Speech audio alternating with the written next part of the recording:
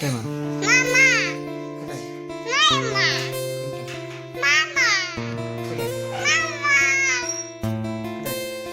মামা आइए देखते हैं मजा आएगा।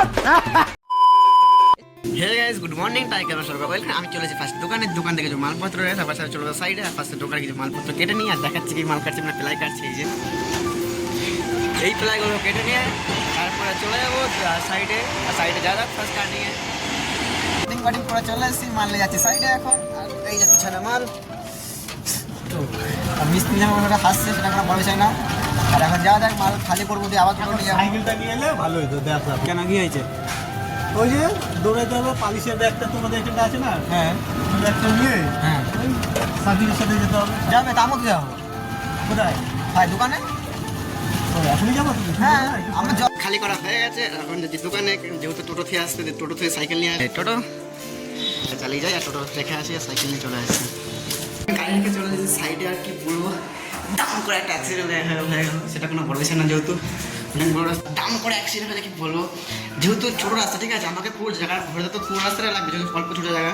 আর উনি বলছে আমি হরেন দিয়েছি, উনি হরেন দেয়নি। উনি বলছে আমার জায়গার সাইডে আমি আছি, আর যে সাইড থাক না, তাতে কোনো যায় আসে না। রাস্তাটা তো অনেক ছোটো, সেটা বড় বিষয় না, আমাকে তো ঘরে পুরো জায়গাটাই লাগবে। বলছি সাইডে থাক, এখন শুরু করে দিক কাজ। আর এই ভাই অর্ডার দিয়েছি, এটা টিকিটটাই, এটা হলো কী বলে, নাম ভুলে গেছি, সেটা কোনো বড় বিষয় না। টিভি ইউনিট, এটা টিভি ইউনিট এখন পেস্টিং করে মাল কাটি ফার্স্ট স্টার্টিংয়ে। এটা যা হয়েছে ওগুলো হতে যায় আমার সাথে, সেটা কোনো বড় বিষয় না। আমি সেগুলো সামলে নিই, সেগুলো বাদ দিয়ে এখন কাজ স্টার্ট করা যাক। আমি এখন টিভি ইউনিটের মালের পেস্টিং, মানে ডোয়ার বা পাল্লার পেস্টিং দিচ্ছি, আর পাঁচটা পেস্টিং দিই। তারপরে খাওয়া দাওয়ার টাইম হয়ে গেছে, দুটো কাজ বাঁচতে যায়। আর আমি দেখাচ্ছি কি রান্না করে নিয়ে এসেছি আজকে, সেটা আমি দেখাবো ফার্স্ট স্টার্টিংয়ে। খাওয়া দাওয়া তো অনেকক্ষণ আগে হয়েছে, মনে ছিল না খাওয়া দাওয়া দেখানোর কথা, বা কী রান্না করছে। আজকে রান্না করেছে ডিম। আর এখন যেহেতু আমি যাচ্ছি হলো দোকানে, আর আমাদের এখানে স্কুপ শেষ হয়ে গেছে, এখন স্কুপই আনতে যাচ্ছি। ফার্স্ট স্কুপ নিয়ে আসি, তারপরে সাইডে যাবো। আর আমার একদম খেয়াল ছিল না ভিডিও করার কথা, যেহেতু আমি ফোন দেখছিলাম, আমার মনে ছিল একদমই, সেটা কোনো বড় বিষয় না। কাজটি স্কুপ নিয়ে এসে দোকান দিয়ে স্কুপ নিয়ে এসে তারপরে দেখাচ্ছি কি কাজ করছি না করছি। ঠিক আছে, এখন বাজে হলো 11টা, আর এখন আমি রান্না বসালাম। এতক্ষণ শুয়ে ফোন দেখছিলাম, রান্না বান্না করিনি, ভিডিও এডিট করছিলাম, আর কিছু করিনি। আর ভাত বসিয়ে দিয়ে আমি যাতে দিদির তরকারি, দিদি ফোন করেছিল, বললো তরকারি নিয়ে যা, যেহেতু যাইনি আজকে কাজ, ভেবেছিলাম যাবো কাজ করতে, তাই ইচ্ছে করলো না, যাইনি, ঘরে শুয়েছিলাম।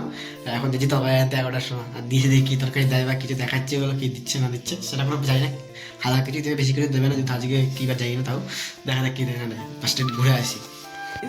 দিদি হাজার টাকা এ দেখ, আমি দেখ দে, দিবি না?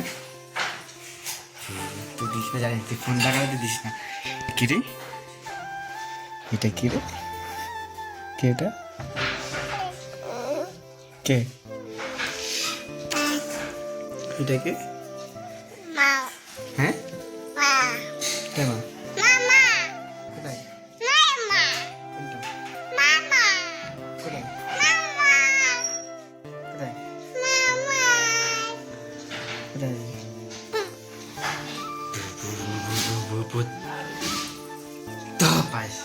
আমি দিবি না, দিবি না, দে, দিবি না, পাস। এই কি এটা